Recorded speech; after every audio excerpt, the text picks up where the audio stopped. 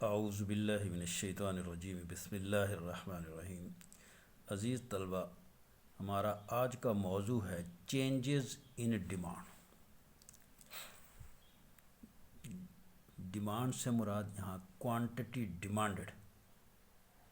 Quantity demanded में changes को आज हमने स्टडी करना है और इसकी दो वजूहात होती हैं। एक तो प्राइस की वजह से क्वांटिटी डिमांडेड चेंज होती है। प्राइस कम होने से क्वांटिटी डिमांडेड इंक्रीज़ हो जाती है और प्राइस इंक्रीज़ होने से क्वांटिटी डिमांडेड डिक्रीज़ हो जाती है। और दूसरा कि प्राइस में तब्दीली की बजाय कुछ और फैक्टर जो अदर फैक्टर्स हैं जिनको हम कांस्टेंट तस्वर कर लेते हैं, उनमें तब्दीली की वजह से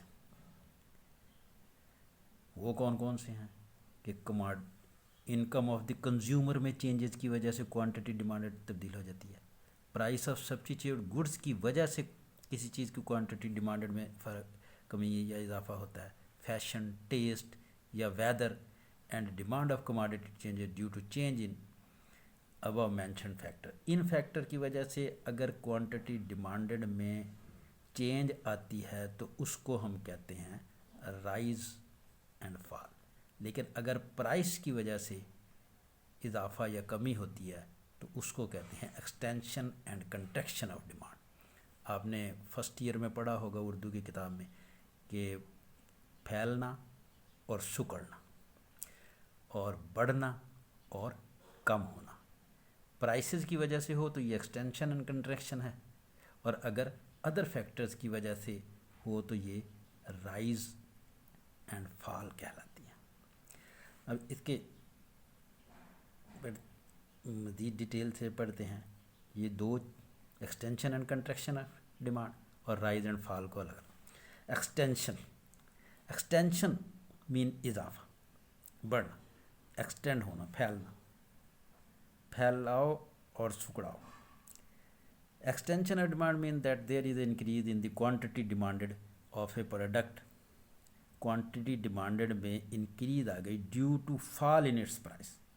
प्राइस में फॉल की वजह से प्राइस कम हुई और क्वांटिटी डिमांडेड बढ़ी तो ये एक्सटेंशन ऑफ डिमांड है। और कंट्रैक्शन ऑफ डिमांड क्या है कि contraction of demand mean that there is a decrease in quantity demanded. Quantity demanded में कमी हो गई of a product due to rise in its price. Price rise हुई और क्वांटिटी डिमांडेड डिक्रीज होगी। ये है कंट्रैक्शन ऑफ डिमांड। और एक्सटेंशन एंड कंट्रैक्शन को हम टेबल से, इसमें वही जो डिमांड वाला था हमने पीछे पढ़ा, लॉ ऑफ डिमांड या डिमांड, वही टेबल है।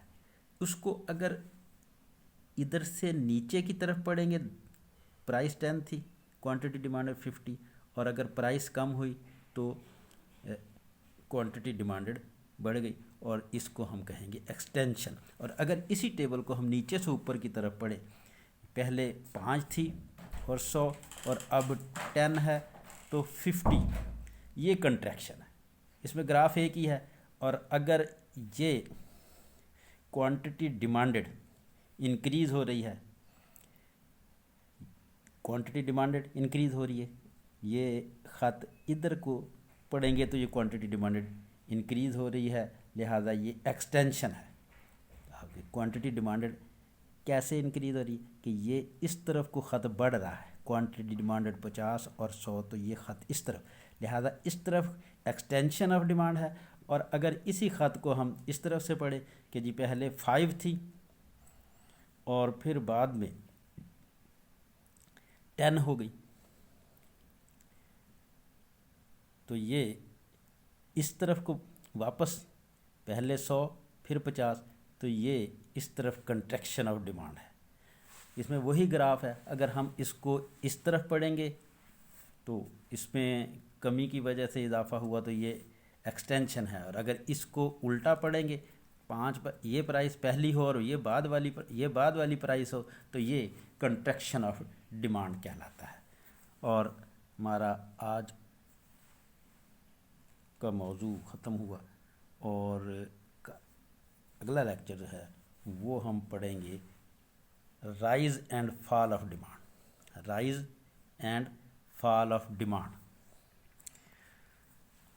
आप एक तो लिस्ट तैयार करेंगे कि प्राइस क्वांटिटी डिमांडेड में दो तरह से तब्दीली होती है कि एक तो प्राइस और दूसरी तरफ वो तमाम फैक्टर लिखेंगे अदर फैक्टर जिनकी वजह से चेंज होती है। एक तरफ प्राइस और ये एक तरफ इसके ऊपर हेडिंग देंगे कंट्रैक्शन एंड एक्सटेंशन और इसके ऊपर देंगे rise and fall.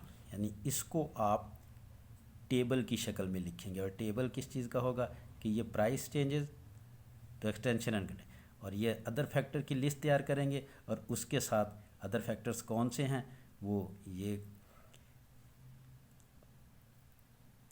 Income of the consumer, price substitution, यानी ये एक नंबर, फिर दूसरा नंबर, ये तीसरा नंबर, चौथा नंबर, पांचवा नंबर और एक लिस्ट और एक तरफ प्राइस। इसके ऊपर एक्सटेंशन एंड कंट्रैक्शन और इसके ऊपर राइज एंड फॉल। ओके जी, अल्लाह हाफिज़।